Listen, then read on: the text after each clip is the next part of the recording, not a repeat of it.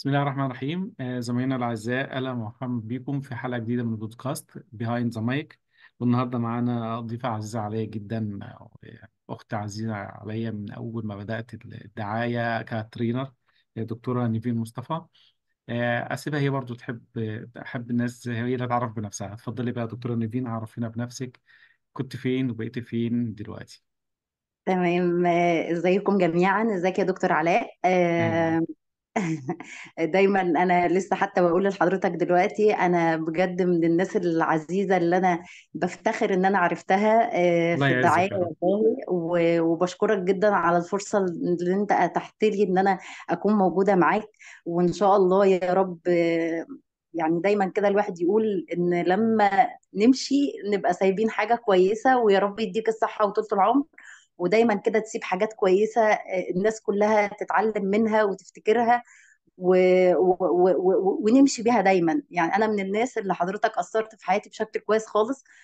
في فترة يعني كانت كانت حياتي بقى اللي هو ايه، يعني انا مش عارفه اروح فين واعمل ايه. فلما اتقابلنا وحضرت مع حضرتك سيشن، انا عرفت نفسي بشكل معين، وحياتي اتغيرت وطريقه تفكيري في حاجات كتير اتغيرت بعد ما كنت موجودة معاك. الله بس ده يخليك ساعدني يا رب، كتير الله كتير في يخليك. مسار حياتي بأمانة. وده طبعا بقى إلى جانب إن أنا كتير برجع لك أقول لك أنا في كذا ممكن أعمل إيه دلوقتي، أو في كذا. في حضرتك برضو بتزقني للقرار الصح، و- وبتخليني أنا اللي أخده. يعني أنت تقول لي مثلا طب إيه، ونوصل كده لنقطة وفي الآخر تقول لي لا. انا افتكر كويس قوي، وانا بغير من. انا الاول يعني خليني اقول كده السيكونس بتاع الشغل. تمام. انا انا الاول، انا طبعا خريجة كلية علوم. آم، آه، كنت في الاول اديت فترة كده معينة مع الدراسة، كنت بدي دروس. وبعد كده موضوع الميديكال ريب ده ساعدت فيه شويه كده. وبعد كده قلت ايه، يعني ما اعرفش، يعني ما وجد بالصدفه خالص موضوع شغل الميديكال ريب ده، وسحبني بقى. حسيت ان انا ايه، اتخذت بقى خلاص، اه. اتسحبت. اللي هو اول 3 شهور بهدله وسفر وشيل وحط، وكنت شغاله في شركه بنوفر احنا بايدينا وحاجات زي كده. وكانت شركه كوزموتكس وحاجات بقى تقيله وبتاع وكلام زي كده.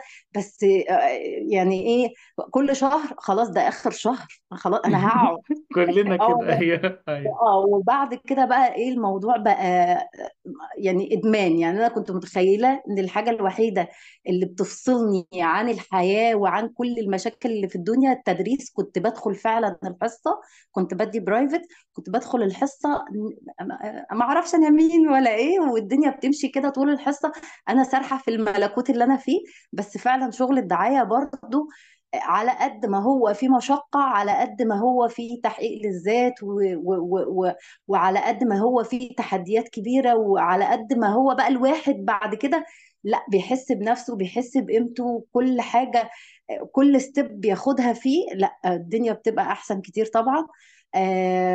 اشتغلت في في شركتين كده في الأول مدة سنة ونص، كوزماتكس. وبعد كده رحت شركة قعدت فيها 4 سنين از ميديكال ريب. فانا علشان انا برضو ما كنتش اعرف انا يعني انماط الشخصيه، ولا انا ليه طول الوقت بلبس من محل واحد، ليه طول الوقت اه، ستايل ايوه. اللبس. والله عايزه اقول لحضرتك على حاجه، انا لحد دلوقتي لو البنزينه اللي انا بفول منها العربيه مش موجوده، او في مشكله، او الكهرباء قطعه، ممكن استناها لتاني يوم.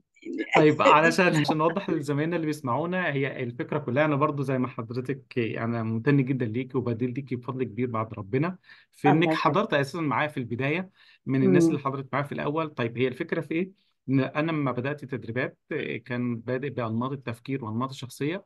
فكانت الدكتوره نيفين من اوائل الناس اللي حضرت معايا، فكانت بتمثل لي فعليا النمط الاخضر او الجرين، او في نموذج هيرمان اللي هو البي، اللي هو موجود على ابلكيشن دبل فيزيت. فكان هي فعليا كويس. بتطبق كل اللي موجود في الكتاب، يعني واللي انا بشرحه في قاعة التدريب واللي قريته في الكتب هي فعليا. فكانت شخصية بتجسد لي نمط الشخصية. فكان بيبقى في تبادل حوارات كتير، نمطك كذا، بمواصفاتك كذا، افترض تعملي كذا. فهو ده فعلا ساعدني انا قبل ما حضرتك، فعلا انت اول ما ممكن تسمع الكلام ده. هو سعيد اه. ان انا اكتر اللي هو ايه، بيتعرف النمط ماشي ازاي، بيتحرك ازاي، بيقول ايه. يعني المنفعه كانت متبادله يعني. فهو اه. نمطك ساعتها ان هو ايه، انت تحب ستيب باي ستيب اللي انا اتعودت عليه ما غيرهوش. فدي كانت يعني انا كنت فعلا كانت متخوف من انك بتمثلني. ما اه. تاخديش خطوه جديده في شغلك، والحمد لله لحد ما خدتيها يعني. دي تمام. كانت هو خلفيه هي بس دايما. للزملاء. اه. يعني دايما حضرتك كنت دايما كده، وحتى في الفيديوهات دلوقتي تشينج. بيفور يو هاف تو، ايوه. يعني غير. تلمسني من جوه. هتضطر، هتغير غصب عنك. مم. فكنت فكنت دايما في حاجات بقى اللي هو ايه، يعني مثلا في الاكل في حاجات بقى لازم فعلا، طب ما انا اجرب، طب ما تطلع، ممكن تطلع حلوه على فكره يعني. وفعلا في حاجات انا فعلا جربت وغيرتها، سواء في اللبس بقى، سواء في حاجات كتير قوي قوي قوي. في حاجات اللي هي لا بتضر ولا بتنفع عادي بقى، اللي هو عشان برضو ما ارهقش نفسي، ان انا ابذل مجهود في حته مش هتعود عليا في حاجه. انما اي حاجه أيوة. ان هي هتعود عليا في حاجه، او هتريحني في اسلوب حياتي او في اسلوب شغلي، لا غيرت حاجات كتير. ولما احنا عملنا الاختبار بتاعنا في الوقت ده، مم. يمكن الكلام ده مثلا في 2015 او حاجه، كنت انا النمط بتاعي كان احمر اخضر مم. صريح. الاثنين يعني ارقامهم في السماء. الازرق ده في مكان كان تقريبا 4 تقريبا، فيعني كان شكلي وحش قوي مم. بصراحه. الاصفر ده برضو كان منعدم تقريبا، ما اه. عنديش انا اللي هو ايه، يلا اه. نحضر شنطتنا ونجري فنجري، لا ده مم. انا لازم اللي هو يعني. فلا فلقيت ان لا في حاجات كتير. آم، كان اساس بقى التغيير ده في الوقت ده بعد 4 سنين في كوباد، وبعد ما رحت وحضرت انترفيو ان انا اروح ابقى يعني اخد تايتل في مكان تاني. مم. ورحت وحضرت الانترفيو واتلككت على حاجه وقلت لا، مش خلاص انا ال- هخليني في كوبايه زي ما انا. اللي انا وقعدت. مش هغير، اللي انا مش اه. هغير. لا لا لا، انا مم. مش هغير، انا حلوه جميله كده، ايه المشكله مم. يعني. ف... مم. ففضلت بعدها 8 شهور، ولولا بقى ترتيب القدر، يعني ربنا سبحانه وتعالى، يعني قلت لي انت ما ينفعش تستني، لا خدي خطوة، ولازم تتغيري، ولازم يعني ما ينفعش وكلام حسبنا زي ساعتها كده. التغيير. اه. اه. اه، اتكلمنا كتير في الوقت ده. وبعديها انا بصراحة بلغت برضو مديرتي اللي في المكان اللي انا كنت فيه، لان برضو انا مم. لسه على علاقة كويسة بيها جدا الحمد لله. و... مم. و... و... و... و... وكلمتها واتفقت معاها على وقت معين ان انا هفضل فيه لحد ما اسلم الاريا بشكل سلام. كويس لزميلي. مم. وسلمت الاريا وظبطت الدنيا، وبعد كده انتقلت بقى للمرحله بتاعه المدير. المرحله بتاعه المدير ده كلكم بقى ال5 سنين ولا وقصه بقى المدير والتغيير بقى في الكارير، والجوب ديسكريبشن، وانت مطلوب منك ايه اصلا. دي حاجات كتير بقى، يعني الواحد برضو خد وقت لحد ما استوعبها طيب. وهضمها طيب تمام، احنا بقى ايه، ناخد بقى نقط بقى في رحلتنا دي. من تمام. الحاجات اللي لفتت انتباهي في الاكونت بتاعك على الفيس زمان، لما لقيت اصدقاء مشتركين في منطقه ارياف شربين. امم. ده تبع الدهليه، للزملاء اللي بيسمعونا من بره الدهليه. تمام. وانت من تمام. السنبلاوين، يعني المسافه تقريبا ده فوق ال 30 كيلو، فوق هنا 30 كيلو، يعني فوق 60 كيلو او 70 كيلو. وعايزين على الاقل 3 4 مواصلات. انت تمام. كنت وصلت ازاي للناس ديت وريليشن هناك، ونزلت المناطق دي وفي ظل انت يعني معاك حاجات تقيلة ومعكيش عربية، اه. ده اللي هي كانت بقى. كفر الغاب وأرياف اه. كان الوكالة. كان اه. فعلا كان فعلا انا اول ما اشتغلت خالص كان معايا اريا، يعني ممكن تبقى غريبه على اللي بيسمعها دلوقتي. انا كان معايا بالقاس وشربين والسنبلاوين ومتغمر وجزء من المنصور، عارف انت كده اللي هو ايه، اللي لحد ما هو ندرس تاريخ، فاللي ده هو انت ايه. كده ايه، قريت 2 أو 3 على الأقل كده اه. عشان الناس تبقى عارفة. اه. ف ده غير المسافات، غير المسافات كمان. عايزه اقول لحضرتك على حاجه، ان هو يعمل اسم لنفسه، ويعمل اسم لاي مكان هيروح فيه. يعني انا صحيح. دلوقتي خلينا بقى ايه الأخضر ده نفعك ازاي في الشغل؟ انت ما هو انا انت بقول بتحب لحضرتك اه، اهو. يعني في اه. العلاقات دلوقتي انك حافظت على أكبر الناس. اه. كمان ان انا ما ما غيرتش كتير، فبالتالي اي حد انا بدخل له عارف ان نيفين مكمله على الاقل في الشركه دي مش اقل من 3 4 سنين، فنيفين معانا يعني ان عارف انت قريب، بتاعت. معاك مناطق انا كنت بعيده وفي نفس الوقت فانت كنت بتوازني كل ده ازاي اه هي وحركتك كتيره. تمام. هو انا كنت شغاله على برودكت ايام وانا ميديكال ريب، قعدت في مكان كوباد 4 سنين.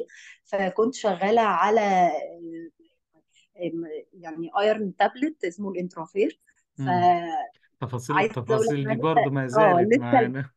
لسه لحد دلوقتي على موبايل دكاتره كتير نيفين انترافير. يا وعايزه اقول لك والله يا دكتور، يعني انا سايبه كوبات بقالي اكتر من 4 سنين ولا حاجه، في ناس لسه يقول لي انا لسه كاتب الانترافير والله، ولما بكتبه لسه بفتكرك انت. يا فوقت اه بص ده بقى حاجات بقى يعني ايه ايه بتعمل اللي عملتيه موتيفيشن بقى، ايه اللي للواحد بشكل كويس. عملتيه، ايه اللي عملتيه بقى فعلا كاركتر شخصيتك فرق معاك؟ انت قلتي لي الاخضر والاحمر اللي هو الايموشن والاستراكشر. اكتر حاجه بالظبط كده، هي اكتر حاجه يعني بتوصل للناس. حبك لشغلك وحبك للمكان اللي انت فيه، وحبك لان انت تعمل لنفسك اسم معين، وان انت بتروح له مخصوص. وانت ده يعني انا مثلا كفر الغاب دي ما حدش قال لي انزلي كفر الغاب، ما حدش قال لي. احنا كنا بننزل عشان اروح كفر الغاب، اروح من هنا للموقف الجديد، ومن الموقف الجديد لشربين، ومن شربين بركب مواصلة لكفر الغاب، وكفر الغاب وانا راجعة بقى اجيب الوكالة وكفر يا التبن. فندم يا فندم فدي ده اللي محطات. يا فندم ده اللي من شربين نفسها ما بينزلش كفر الغاب، ولا بتاع دمياط اه نفسها بينزل كفر الغاب. انت من الجانب الاخر، من هالو، في الجنب اه الاخر اذر سايد جاي يعني. ما ده اللي لفت عايزة انتباهي، ما شاء الله عليك. اه اه فكل ده يعني دايما بقى لما كنت اقول للدكتور وانا بقى لا مديره ولا، جامد اه. وهي انا جايه، بطولك كده. فيقول لي انت منين؟ اقول له انا من السنبلاوين. بجد من السنبلاوين؟ طب مم. فالدنيا بقى بدأت، يعني عارف يعني الدنيا بدأت من النقطة دي. بصمة مختلفة اه. انت يعني نازله لك مخصوص وكده. عملت معايا رقم كويس. بعد كده بقى ايه التجربة دي بقت مش بالقاس بس، ده بقت شربين بقت شربين بقت مم. بالقاس كمان. بالقاس بقى ابو تشيشة والستاموني والكلام ده كله اه برضو. السنبلاوين واريافها بقى ده حبي حبي حبي ايوه، العظيم. بلدي بلدي اه. انت عارف، مم. فبرضه نزلت بلاد يعني يعني مثلا ممكن تبقى بتفصل ما بيني وما بين الشرقية حاجة، ويبقى بيسحب من الشرقية، بس انا ما عنديش مشكلة ابدا ان البرودكت بتاعي يطلع حتى لو هيطلع من مكان تاني. بس الدكتور لما تمام. هيجيبه لبيشنت من هنا او هنا، انا انا مبسوطة ان انا البرودكت بتاعي مسمع هنا وهنا وهنا، والدنيا تمام، وانا برضو محققة، والامور بتاعتي طيبة وكلام زي كده. اه كنت ده كتير بسعى ده ان المثالية الصيدليات في تسحب أجمل من صورها يا عندي. دكتورة اه. اه يعني كنت برضو بحاول طول الوقت ان انا اخلي الصيدليات تسحب من عندي، مم. بس لما صيدلي تاني يسحب من اي مكان تاني مفيش مشكلة. يريحه، مم. كنت مم. بحاول ان انا اعمل له اي حاجة برضو تشده ناحية المنطقة بتاعتي، واحسسه برضو. من الحاجات المهمة جدا جدا جدا اللي انا اتعلمتها من مديريني بقى، انا كنت محظوظة ان انا اتعاملت مع ناس كتير محترمة، وحتى الناس اللي ما كانوش مديرين ليا الحمد لله اتعلمت من ناس كتير. انا كنت اول ما اشتغلت خالص كنت بفضل اقف لاخر زياره، لو انا يعني مثلا عند دكتوره مثلا بتدخل زيارات كتير مع بعض، كنت احب افضل قاعده لاخر زياره عشان اشوف كل واحده بتتكلم ازاي، بتمسك البروشور ازاي، بتسلم على الدكتوره ازاي. من الحاجات اللي عجبتني جدا واللي بعملها لحد دلوقتي وبعملها وانا فعلا بعملها كانفين، مش بس بعملها عشان هي بتفيدني في شغلي، لا ده بتفيدني في شغلي وبتفيدني في علاقاتي بالناس الحلوة اللي انا بتعامل معاها. دايما سواء صيدلي سواء دكتور سواء مخزن سواء كذا سواء كذا، دايما ان انت تحسس اللي قدامك ان انت يعني مصلحته تهمك. يعني انت يا دكتور بتجيب من صحيح. مم. المخزن ده ليه؟ طب مم. هو القسم بتاعه اعلى، طب انا ممكن اعمل لحضرتك كذا. اللي هو انا عايزه مصلحتك برضو، مش اللي هو انت هتجيب لي من المكان بتاعي وتخسر مثلا بونص او تخسر كذا. لا، ما انا لو حسسته ان انا همي على مصلحته ده مع دكتور، ان انا بتكلم معاه مثلا بساله على حاجه معينه، عرفت مثلا في زياره مثلا عنده حد تعبان، بعدها بيومين كده: ايه يا دكتور، ايه الاخبار، الدنيا عامله ايه؟ يا اه الحاجات دي بقى بتعلم مع الناس بشكل كويس جدا. يعني فعلا الدكتور طلعت اسعد فعلا استاذ التسويق والمبيعات، اي كلمه بيجسد الكلمه دي فعلا، بيقول لو انا اهتميت بجيب العميل هخسره، ولو اهتميت بيه هو شخصيا هكسبه. ففعلا ده تجسيد شخصي بالظبط ده. كده. طب ادينا بقى مثال اه حاجه كتاتش بوينت بالظبط. كده عملتيها مع الناس فرقت جدا معاهم. يعني انت بتقولي انك بتهتم بيه، بتسأل عن اولاده، هل في موقف ظاهر قدامك كان اهتمام حقيقي بالناس ديت وفرق معاكي بعد كده في الشغل؟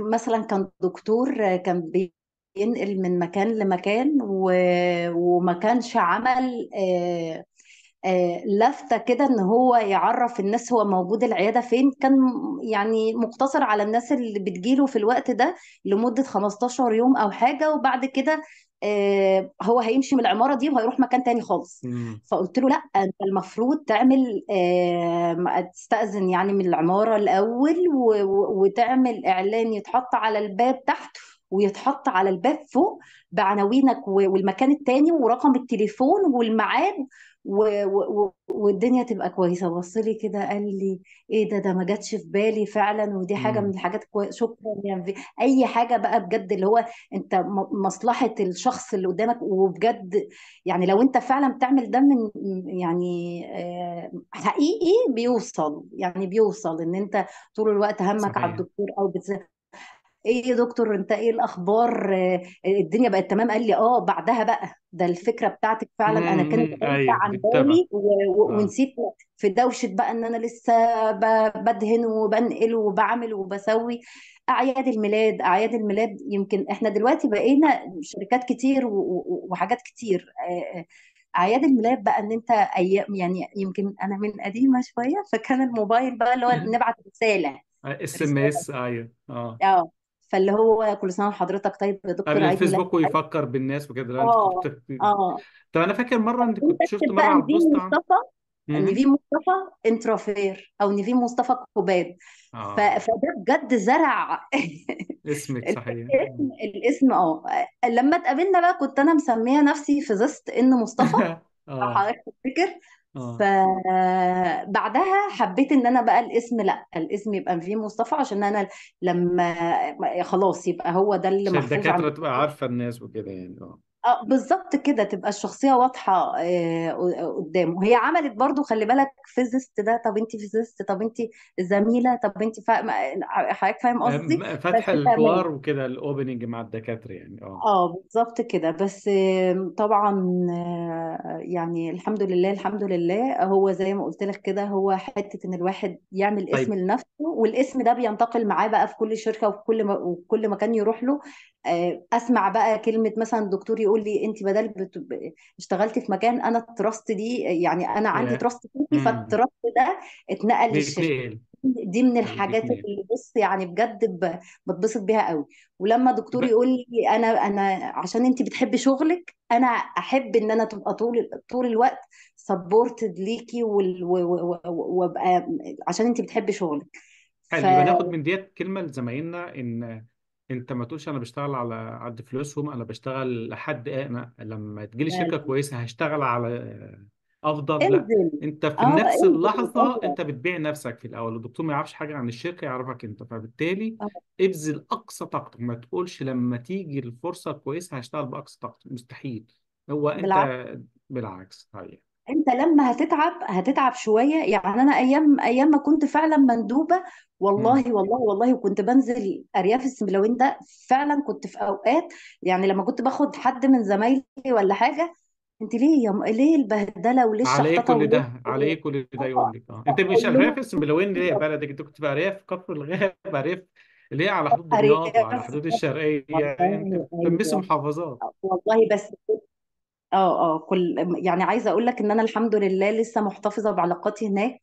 ولما بغير شركة بروح، والدكاترة بتبقى سبورتد ليا برضو ايوه، بشكل كويس يبقى جدا. حلو قوي ديت النقطه ولسه دي. فاكرين يعني احنا ما بنبتديش من اه لسه الاول. فاكرين فيه. ايوه يا دكتور. يعني كده معناها ان شغلنا مستمر، يعني مش هبتدي من اول اه وجديد، انا طبعا مجرد طبعا، انت بكمل، يعني بتبني حطيت بقى رجلي هنا يعني. كملت على طول ونجاحاتي ما استناش 6 شهور على ما اخد الجيم بتاعي. بالظبط، لا لا، ده انت بتبني في اسمك اولا. وحتى انا عندي مدير، دكتور جورج، نبعت له تحياتنا. امم. هو كان مديري لمدة سنتين في مكان، ودلوقتي انا جويند معاه في الشركة حاليا برضو. برضه اه فاهم. فهو من الناس اللي هو يعني بجد عايزة اقول لك مثلا من الحاجات برضو اللي كانت بجد خلتني مبسوطة في وقت من الأوقات بشكل كويس خالص، إن هو بعت لي مسج. هو دايما كان لما بيجي مثلا بيشرح حاجة أو فيقول لهم نيفين دايما تقول أنا بعمل اسم لنفسي، أنا بعمل مش عارف، فيقول لهم نيفين دي عملت مثلا، جابت البروشورات كلها بتاعت الحاجات اللي احنا كنا شغالين عليها، بدل لما تنسى بروشور ولا حاجة كانت عاملة بيهم ماستر كده. الشركة ما قالت لهاش اعملي كده، من نفسك وكانت يعني، عاملة اه. لنا ده. امم. وكنت عامله كده والله اول ما اشتغلت خالص. وفاكره كنت في شركه اسمها براذر، ورحت وكنت بحضر وكنا عدد كبير، فهو بنعمل رول بلاي والجي ام موجود وكلام زي كده، فانا وقفت ومسكت الماستر. الماستر بتاعي اللي انا عاملاه. اه. بص عايزه اقول لك بقى ان دي من ضمن الحاجات برضو السكسس اللي انا كنت يعني بص، عمل لي ابريشيشن يومها. وانت عملتي كده ازاي؟ كانوا 17 برودكت، يا فاستحاله الشركه يا طول الوقت تاخد اه. ال 17 برودكت دول او ال امم. 17 بروشور. وكنت ازعل قوي لو نسيت بروشور ودخلت زياره وكلمت الدكتور كده. احنا اتعلمنا بقى ان الصوره بتوصل اكتر من الكلام، فلازم صحيح. الدكتور مم. يبقى سامع وشايف شيء. الصوره بتاعت البرودكت، وشايف البروشور الكلمه مكتوبه قدامه او كذا. ف... وطبعا الكلام ده انا اتعلمته منك برضو الله عشان يعزك يا احساسا رب. زي الحد. الله يعزك يا رب. آم، ف فدي من الحاجات برضو اللي انا، دكتور جورج بقى لقيته باعت لي مره رساله كده ان هو قاعد مع الشباب وبيقول لهم كل واحد يقول ان هو نفسه يبقى زي مين. فلقيته باعت لي حد، كانت بنوته قالت له انا عايزه اكون زي دكتور نيفين اللي انت بتقعد تتكلم عليها وكلام زي كده. فبص بقى دي بقى من الحاجات شعور اللي هي ايه، فظيع، في خليك السماء طبعا. موتيفيشن. مم. يعني والله اللي بيتعب بيلاقي صحيح، وأن وطول سعيه الوقت. سوف يرى. صحيح. مم. احنا لسه قايلين الكلمة دي امبارح. احنا كنا شغالين في مكان وعمالين بقى يعني في حاجات كده كل شوية حاجات تحصل، لا دكتور يعتذر عن زيارة او كذا، يبقى هيتأخر شوية فهنضطر نتأخر واحنا في مكان بعيد. والله العظيم اليوم ختم يعني فعلا عشان الواحد نازل وعنده نية للشغل وعايز يعمل حاجة وعايز يعمل كذا. لقيت يعني مخزن، احنا كنا في زيارة وبعد ما خلصنا بقى ورحنا المخزن وبتاع والدنيا ما نعرفش الدنيا فيها ايه، لقيته طلب اوردر كبير جدا لان الصيدلية اللي تحت الدكتور اللي احنا زرناه طلب مم. 50 و50، فالمخزن طلب. 50 و50. والله. اه اه. فقلنا فعلا ان الانسان عليه يسعى، بس يسعى ويتحرك. السعي وان انت تعمل اسمك، واسمك ده مكمل معاك في اي شركة، ومش لازم تعمل اللي انت بيطلب منك. انا يعني امبارح مندوبة زميلة بتكلمني بتقول لي انا خلصت وعملت كذا وكذا وكذا وكذا. الحمد لله انا محظوظة بالتيم اللي معايا الحمد لله. ف... فقلت لها يعني ماشي انا تمام مبسوطه ان انت عامله ده والرقم ده كويس وكلام زي كده، بس انا مش عايزاكي دايما تبصي على رقم الزيارات، يعني مش بعدد الزيارات ابدا. بصي على طب في مين نزد ما جبناهوش نلحق قبل اخر الشهر نجيبه، طب في كذا. يعني دايما دايما دايما الحته اللي هي بتاعت ايه، ما تعملش مش قصه ان انت تعمل المطلوب بس، تعمل اه، مش المطلوب مجرد اداء، مش مجرد شكل آه، او بنقفل CRM او نقفل كور ريت، لا. مع مم. بتاعت الشغل. اه مع بوليس الشركة، بس في نفس الوقت يعني ايام انا كان معايا مثلا عايز اروح بقى كفر الغابه، اروح الوسطاني، كان يعني افيلابل بالنسبه لي، الشركه ما بتقولش لا. او محدش هيقول لي لا، لا بالعكس، كانت الدنيا بتبقى احسن كتير وكلام زي كده. فكنت بعمل ده من نفسي، محدش كان بيقول لي انزلي، ما حدش كان بيقول لي انت ما يعني، ولا كان بقى في CRM، ولا كان في ندخل زيارات. كنا بنروح الميتنج مثلا ممكن مرة كل شهر ولا جي ولا كل بي اس شهرين. ولا جي بي اس ولا والله اي حاجه. والله والله ده فعلا يعني بأمانة. أنا يعني بأمانة اللي يعني اللي نفعني دلوقتي فعلا التعب اللي أنا تعبته قبل كده، سبحان هو ده. الله، ايوه أو ايوه. هو ده صح. اللي بيثقل الاسم، وبيخلي الناس تحترم. كل ما الواحد بيحترم المكان اللي هو شغال فيه و... و... ال- و... الحته دي فعلا يا دكتور نيفيد بتاكد ان هو كده كده في ثمن هيدفع في الشغلانه دي، يا تدفعه طبعا. دلوقتي وانت بادئ، يا تدفعه بعدين. فانت دفعتيه بالظبط. وانا زي ما بقول، وانا بصحتي لسه، وانا ربنا مديني اه. عافيه ولسه شباب في هو زي ما كنا بنتكلم. ف... ف... بالظبط. اه فتعبك هتلاقي نفسك اقل. يعني هي قاعده فعلا في الحياه، اتعب كتير وهتاخد مرتب قليل لحد ما هتوصل باقل مجهود وتاخد اضعاف اللي انت كنت بتاخده في الاول. يبقى شغلك سمارت.